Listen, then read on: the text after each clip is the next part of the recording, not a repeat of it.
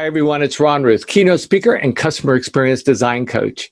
And when I speak to audiences of business owners or coach managers in a company on their delivery of customer experiences, one of the first topics discussed is the value of company culture. See, the culture of a company or business is formed in much the same way as it is within a family unit. In a family, a child's behavior, attitude, and actions are often a reflection of what he or she observes from a parent or guardian. When my son was very young, I can remember a couple of inopportune times when he'd say or do something he had picked up from watching or listening to me. I guess there are more than a few parents who can also relate to those unexpected moments. See, kids say the darndest things, and so often it's something they picked up from us. Hence the expression, little pitchers have big ears. As parents or adults in general, we must be aware of who is watching us at all times because, well, there's a strong possibility that a little someone might repeat our behavior and language. That's the way it is with kids. They learn from observing from the actions of others. That same type of culture exists in business. The behavior, attitude, and actions of staff members will be a reflection of what they observe from those in leadership positions. See, culture has a trickle-down effect. That's why it's vital that as a business leader, your attitude must be an unmistakable reflection of the culture you wish to project, and that you treat your employees with the same respect, dignity, and care as you'd like them to show towards each other and your customers. My guest is someone who has made a concerted effort to establish a positive, forward-thinking culture within his own successful small business, and that it also reflects his beliefs and purpose as the business owner. He understands the value of caring for his team so they will value the customer. He's also one guest I know better than any other guest I've ever interviewed because, well, he's the son I was just talking about a few moments ago, but today he's all grown up. I'm very proud to introduce you to my son, Sean Ruth. So hello, Sean. How are you? Hey, Dad. Doing well. Dad, doing well. I've never had anybody I've done this with before that called me Dad. So that's different. So it's good to know because that means I'm your only son. So yeah, that's true. Good, yeah. That solves a lot of mysteries right there. So I in the opening, I talked a little bit about what we're going to be discussing today in regards to company culture. But before we do that, and one of the reasons I asked you to be a part of this conversation today is because of our conversation in regard to company culture, and I know how important that is to you. So before we actually jump that far, let's go ahead and let's start with some of the basics. Why don't you tell folks a little bit about your business, where you're located, and what it is you do, and those sort of things. So let's go there. Yeah. So I started a company called Ready Systems back in 2006 in Manhattan, Kansas, and focused on providing technology solutions, be it installation, support, and management of electronic systems, be it audio, video, security, and that's in both the residential and the commercial space. And it's something obviously I was even thinking this morning, about I've always had a passion for technology, but growing up, working around you and then even Grandpa, it's kind of funny how what I mean. It's technology's in the blood, but I also really appreciate people, and so the ability to provide services to people was super rewarding. Doing something I love, and so. There was an opportunity in 2006 to start a company. The market needed it. Our market needed it. And so I did. So you've been in business, so 2006, so now this is your 14th year in business, right? And you're 15th, actually, technically, yeah. Okay, 15th. All right. So regardless, I mean, but where I was going with that is you've been in business 14, 15 years. And you're in a relatively small market, are you not? Or am I incorrect in assuming that? I know you're in Manhattan, but I'm guessing that you serve areas around you, but is the majority of your business within the confines of Manhattan, Kansas? Yeah, without question. Manhattan is 50 to 60,000 with students, and without students, it's about 40,000. Right. So it is a small market comparatively, especially Kansas City being about 2 hours away, Topeka being about an hour away. There are larger markets that would be able to serve us, but those markets are actually pretty hot, and so the companies in those markets currently are not looking to expand and haven't really wanted to focus out here. So right. we do probably a 60-mile radius would probably be a safe, just standard. We go a little farther north just because there's nobody up there. So, but I see. But yeah, we actually, we've been taken to Texas and North Carolina just to do extensions of projects that we started here, and so it's been fun. Nebraska as well. So. I see. So how many employees, team members, staff do you have on your payroll? Yeah, currently we have 15. 15? Mm-hmm. Oh, how do they divide out? How many do you get? Some of those are installers, or some are administrative, some installers? Great. Yeah, no, good question. So yeah, five of them are dedicated field technicians. One of them is a dedicated, and then one above that, a sixth one is their supervisor. He also supervises our engineer. We have one mm-hmm. engineer. We have an engineer admin, which handles purchasing and such. I've got 3 support technicians. So those are technicians that essentially field phone calls, handle remote server work and computer technician work. And then I've got an account manager and supervisor of those individuals, along with a bookkeeper, HR person, myself. And then I've also we just recently took one of our support technicians and created a position based around CX, customer experience and employee experience. And so that's a new position, kind of designed from the heart of who we are and what we want to be. And so we're excited about that position. He's a tenured employee, maybe about 5 years or so. And so it's a great opportunity for him to grow, and provide more value to the organization in that way. That's exciting. We're going to dive into that here. But I had no idea that you're a small town. In a way, you're a small town business, but there's nothing small time about your operation. You've got quite a few people that you have on payroll, and so let's dive into a little bit about. I know we're going to talk about company culture here in a moment. I'd like to know more about. Tell me why did you see a need to bring someone on board to handle customer experience and employee experience? Tell me about the need, and then tell me what their responsibility is going to be, or as much as you want to share. Yeah. I probably will never be satisfied with the level of service that we provide. And one of the hardest parts for, growth for myself has been, going from being a smaller operation, being very involved in everything, to being actually disconnected from certain things to happening, and then being okay with having to be okay, with certain things, what we would consider, things that we're not happy about, really as it relates to customer service. The other element is, employee experience. So we believe that 3 things feed each other, and that's customer satisfaction, employee satisfaction, and profitability. So those 3 things feed each other. They don't, one of them doesn't have the ability to rise without the other 2 going with it. And so we also genuinely value our people, and as it relates to experience, we really wanted, that's again, experience, customers and employees. We really wanted to put an emphasis on that.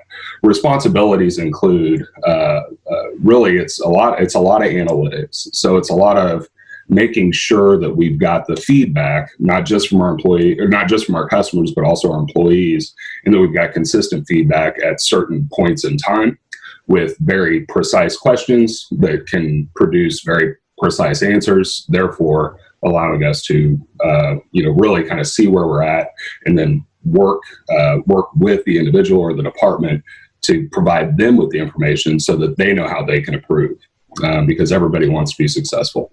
So let me see if I understand this correctly then. Okay, so when you're talking about feedback at different touch points in the business or in different process points or however you are you talking about employee feedback, or are you talking about customer feedback, or are you talking about both?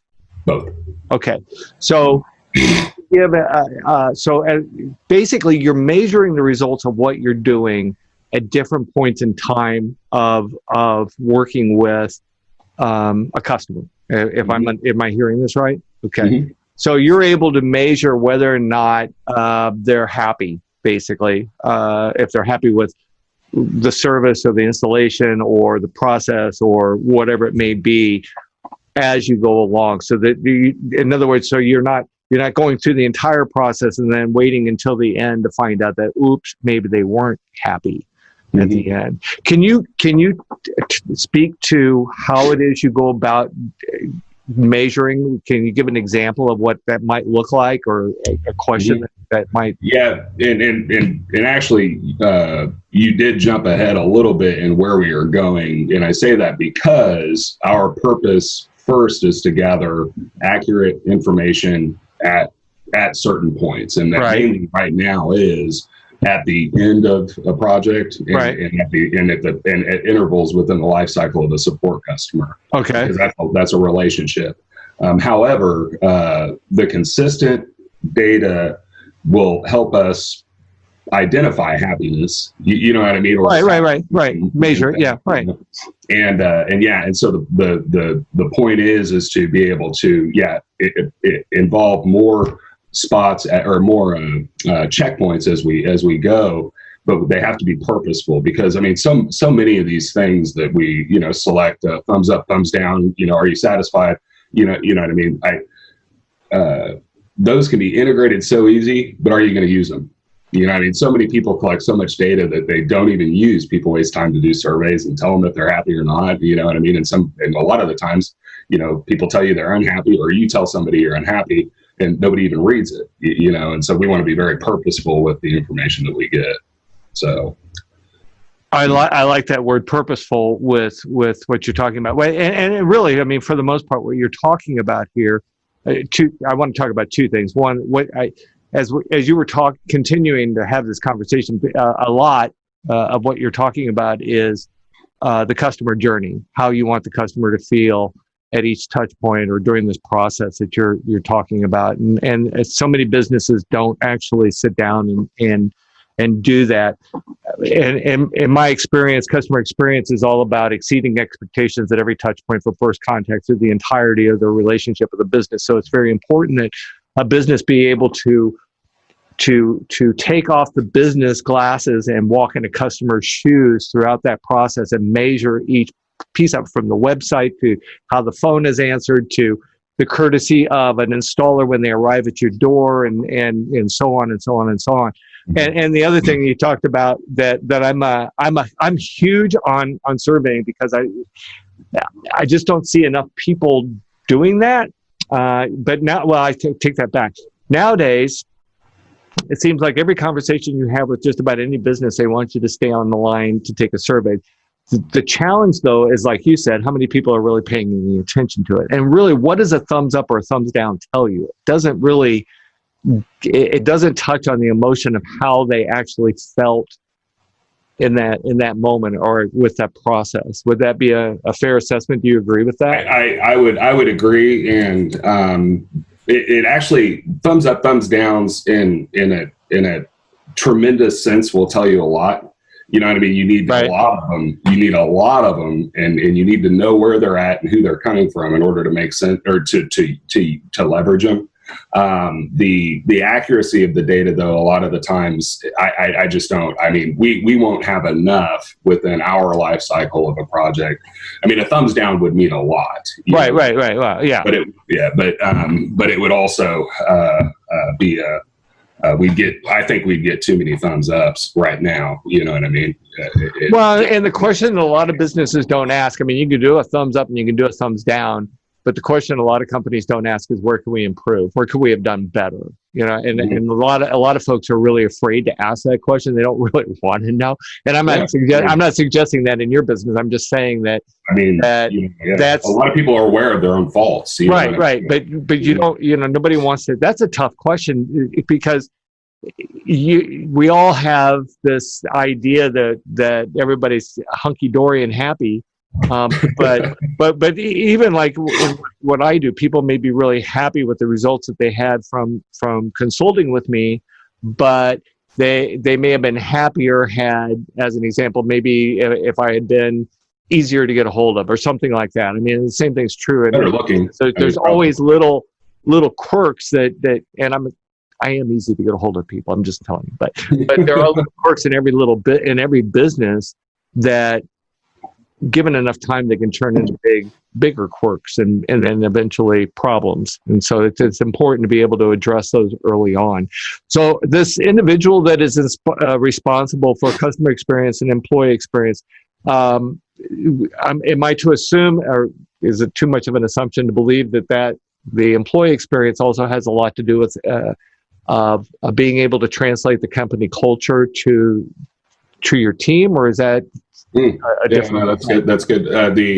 Well, first off, one of the points you brought up was, recognizing the customer journey, and the customer's emotions or, their perspective throughout the process. And one thing about this individual, his name's Nick. He's on our leadership team. And we're pretty emphatic on open conflict and dialogue, and so he's not afraid, because he knows his intention. He's not afraid to challenge, and we want to receive challenge in a very positive and constructive way. But he's not afraid to challenge the fact that we are putting the customer in a bad position, or we are putting our employees in a bad position. You know what I mean? That we're affecting that experience, and that'd be leadership. Also, individuals as we go along that journey. So he's not afraid to say it out loud, is what you're saying. Correct. Yeah. He's not, and very effectively, because he's garnered trust not just with the leadership team, but with the individuals in the organization. I see. Trust what he's saying, that it's not from a bad place, and it's not in an open, setting either, to create humiliation. That's an important trait to have. Of the individual holding that position, because they have to be able to communicate that in order to keep the process operating efficiently and effectively. Otherwise, it's just a bunch of words, I'm guessing. I never really, it's funny, I've never really thought about that before, but you're absolutely right. That's an important trait of that particular position. So let's dive a little bit into company culture. Mm-hmm. And I've been doing a lot of, you and I started talking about company culture just between the two of us when we came to, when we started falling into this COVID-19 environment, and yours is an essential business. So you were still able to operate. But one of the things that you said to me that stands out was we talked about, you told me that your team members have specific questions that they had to ask before they could enter someone's home. And when I asked you about that, you said, and I don't remember the exact way I asked the question, but you told me that the reason you have them do that is to let your team know that you care about them as something more than just an employee. They're a human being, and you want to make sure that they're safe in their environment. Which again, that's a great approach to that, and a very humanistic approach to it as well. So how do you define in your business, how do you define company culture? Yeah, I mean, as with a lot of things, I guess good company culture is probably, company culture is like it's who you are. I mean, who you are as a company. And so, which therefore means that it's really hard to change who you are as a person, and therefore you as your company or the company. Very similar to, core values, we always say core values are who you are, not who you want to be. Right. Company culture is the feeling that everybody has, being a part of that group and being around that group. So be it our customers, you know what I mean? Be it our vendors, be it the community, I look at it, and that's, you're right. Core values, belief systems, character. You've talked about purpose a couple of times. I'm huge on purpose. I believe that every business should understand what their purpose is. The other part of company culture, company culture it starts at the top. It starts with, in your case, you. Much like if I had a bunch of team members, that would start with me. And it's a matter of, you can't just say, we're going to do these things and then not follow through and actually make certain that the philosophy, that the core values trickle down. You have to be actively engaged in making sure that the whatever the core values or whatever it is that you've defined as your purpose is actually being exercised by every team member from top to bottom, regardless of the position they hold. One of the great examples of this, like Disney. Disney, as far as purpose is concerned, their purpose is they provide happiness. And so everything they do revolves around that happiness, but it has to start at the top. Everyone from chairman of the board all the way down has to be actively engaged in that happiness purpose. And that means every team member, every cast member, it will reflect whatever they see. It's kind of like monkey see, monkey do. I mean, it's kind of the way it works.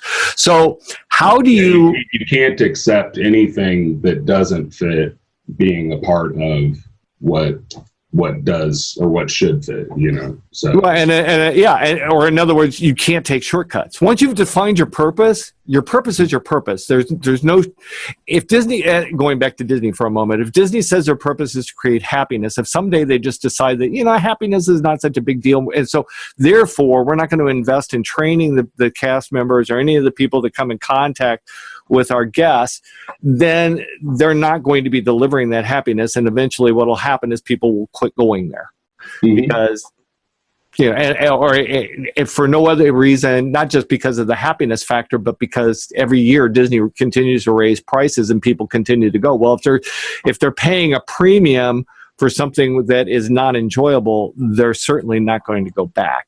So enough about Disney. So, I have no idea where my thoughts of Disney came from. So my question to you then would be, how do you, so you define your purpose. How do you translate that? How do you pass that on to your team members? Translate may not be the right word, but how do you pass that along? Not quickly. And I say that because,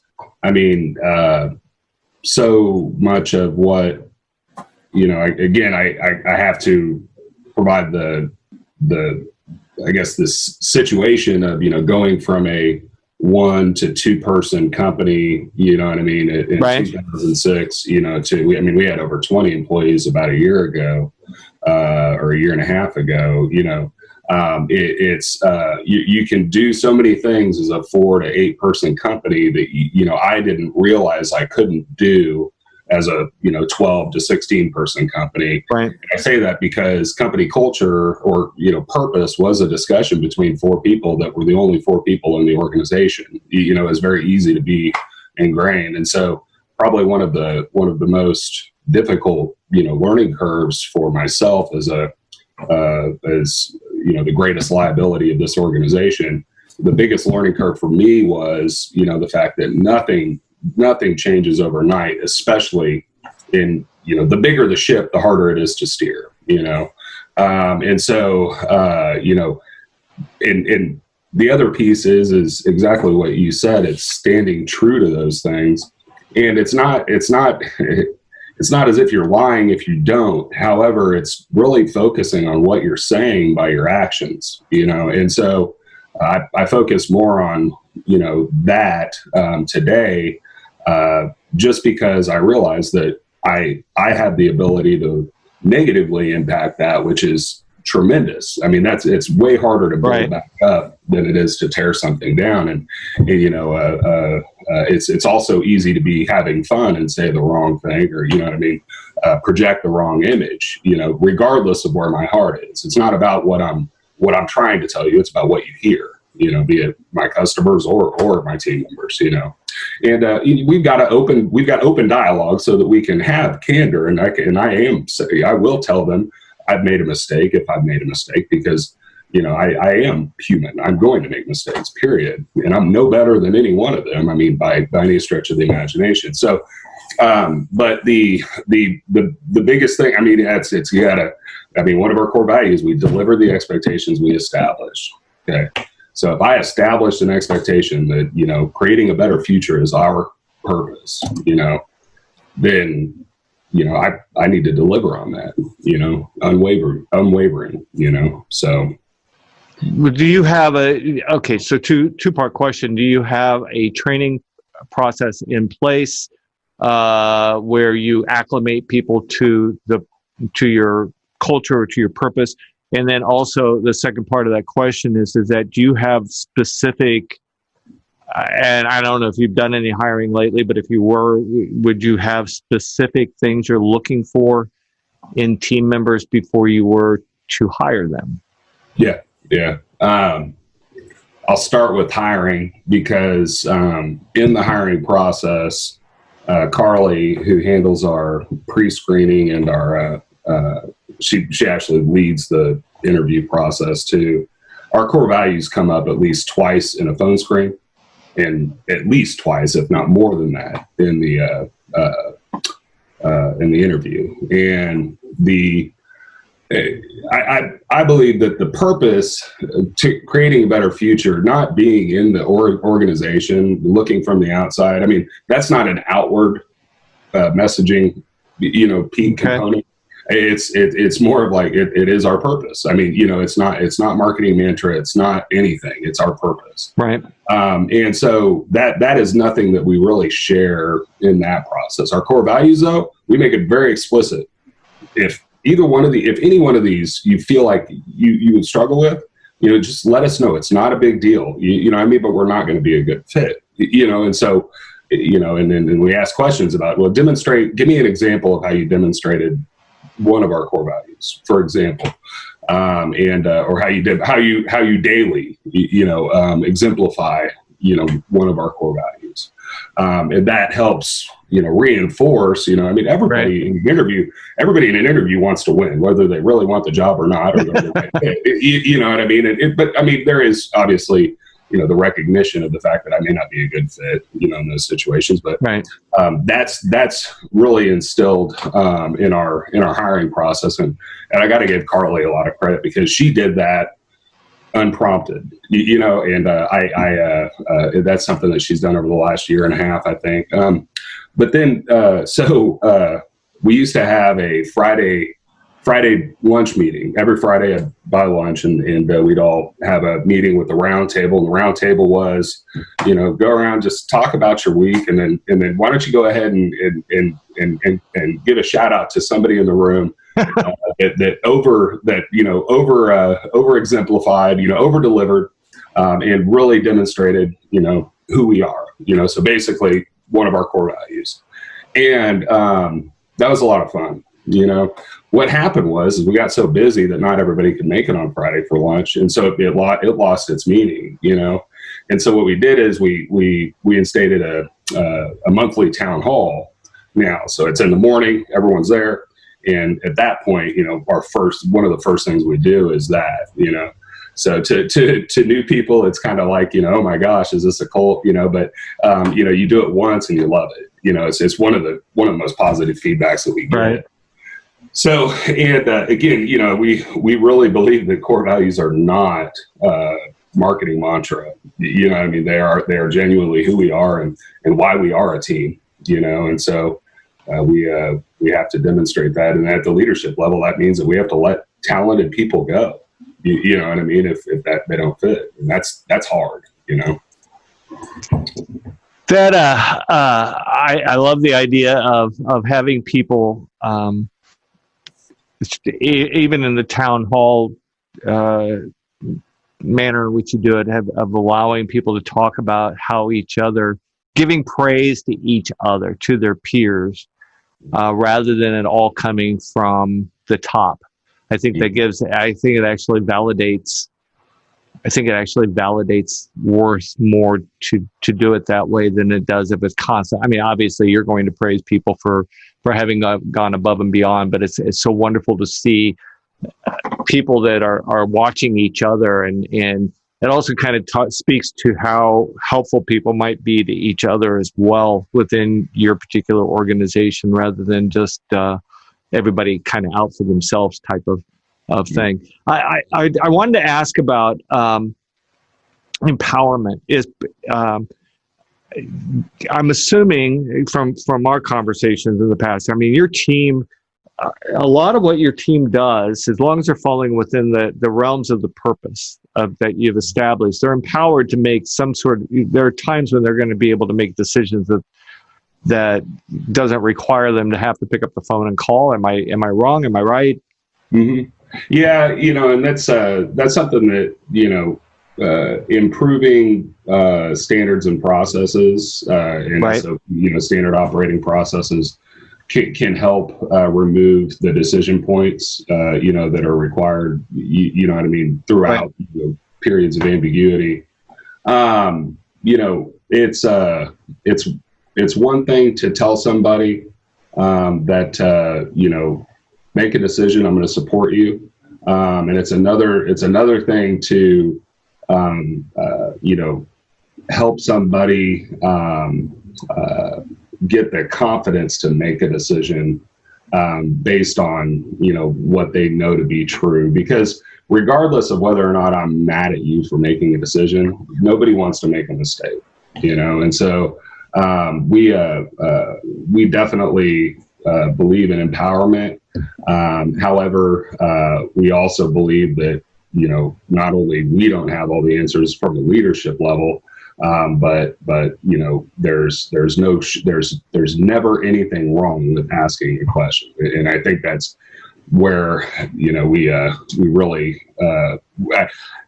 some of the issues that we've ran into historically has been, certain individuals that know everything.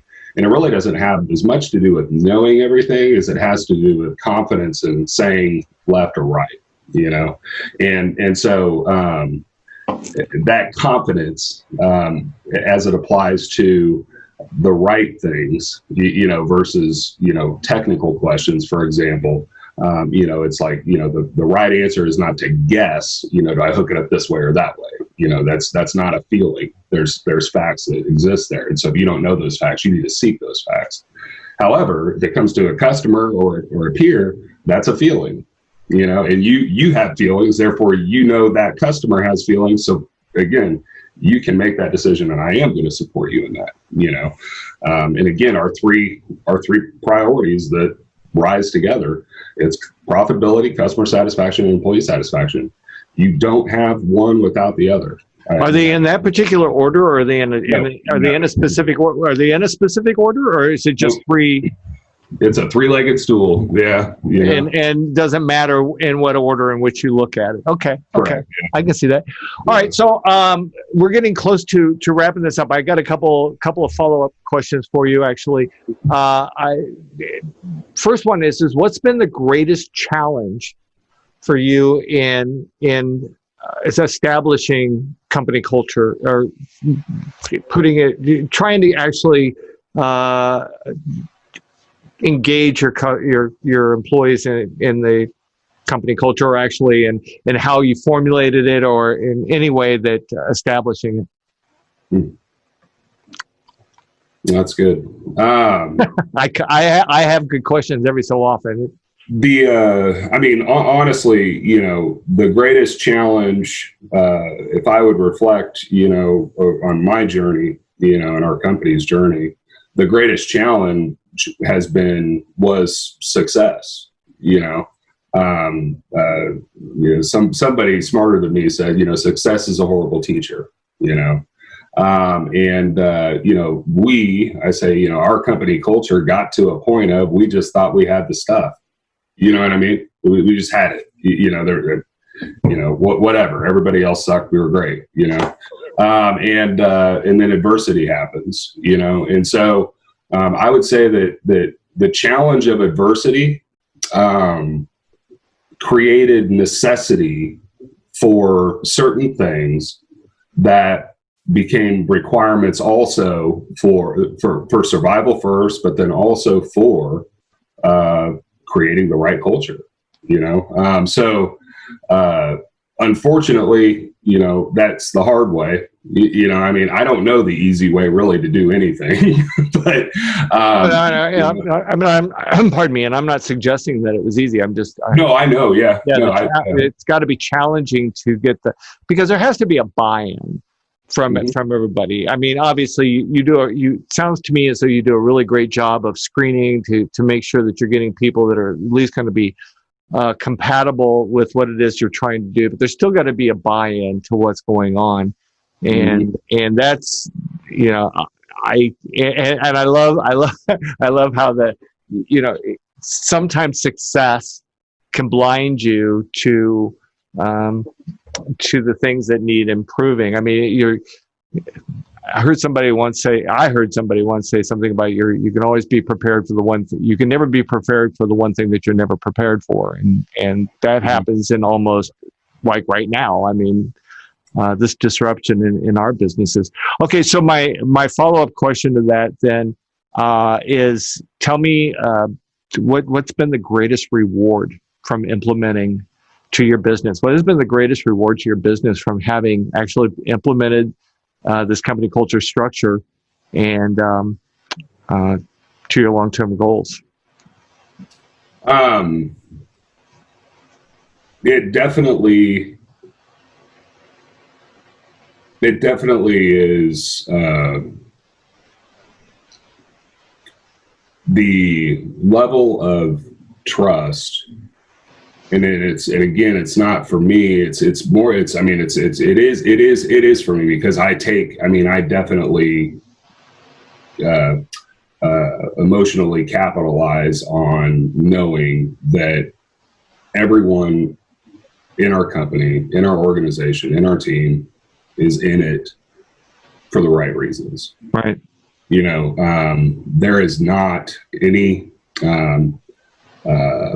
we what I mean? There were certain things that I thought were just normal in the past, and they don't have to be normal. And that's, competition amongst bad competition, amongst team members, for example, that nobody really wins. It's being trusted is one of those things that, as a boss, I knew that, I'm a boss, and so that I'm always going to be the boss. And so I have to remember that, I'm the boss. So what I say isn't the same. I'm not talking to my peers at that point. I affect their livelihood, and so therefore I have to be careful with what I say. But I can be trusted, and just to know that I am trusted. It goes with a heavy amount of responsibility, but it also means a lot in the sense that when I ask a question, I get genuine feedback. And then I have the responsibility though, then to take that feedback and do something about it, respond to it. So I think that's, the greatest reward and really when we look at what we want to do, the steps we want to take as far as executing the next steps in our, journey together, we are way more capable of anything than we've ever been. And again, we're at a size 15. You know, we were at 25 people, a year and a half ago, and we couldn't do it. We couldn't make any changes. It was just too hard, so it's the greatest reward has to be, the fact that just there's an enlightenment that comes with having that relationship. So there's people always, seek others' approval. It's like there's always this genuine sense of, wanting to make sure that, you are not offending somebody else or anything like that, or that you're helpful to somebody else, and that's one thing. And so, but to actually be on a regular basis, be able to, and this is all of us, be able to more accurately assist individuals in their journeys, is another thing that kind of has come with that, so one of our core values is we grow together, and so I like that. That is it's it's like we're not going to just grow one individual. We can't. We're not built that way. We grow together. And we also don't grow together. I.e., that's why sometimes you're not a good fit. Is because we can't grow together. So I don't know if I answered that question. It really is. I mean, that's somewhat of an emotional question to me, because it's something I didn't realize I needed and wanted so bad until I had it. So. Well, that trust factor is extremely important for every business owner, entrepreneur, boss, as you call it, because without that trust factor, people are going to tell you what you want to hear rather than telling you what needs to be said. Kind of like going back to the guy that you put in charge of customer experience and employee experience. If all that individual does is tell you what you want to hear, then you're not going to be making any improvement, because you don't believe any improvement is necessary. And I want to point out to folks that may be watching is that what Sean is talking about was he has 15 team members. Company culture is vital in every business, regardless of the size. However many people that you may have in your employee, whether it's 15 people or just 2 people, you have to have purpose. You have to have a reason for being in existence, rather than just being, hey, I'm here only to make money. Because if that's your only purpose, yeah, you may make some money, but you're not going to be nearly as profitable as if you have a purpose for doing what is in the best interest of your customers, what's going to be a benefit to mankind, your community, to those you serve. So this is not something that is just for big businesses. This is something that is important to smaller businesses and business operations as well. Thank you, Sean, so much for giving of your time today. I really appreciate it. And I hope if anyone wanted to reach out to you for any reason, maybe to ask a question, what would be the easiest way or the best way, the preferred way for them to get a hold of you? So it's Sean, spelled SEAN, at Ready, which is spelled REDI, Systems, SYSTEMS, Inc.com. Thank you so much again, Sean. Thank you for all of you for watching. If you have any questions of me, reach out to Ron at ronruth.com. And I'll see you again sometime soon. Thank you so much.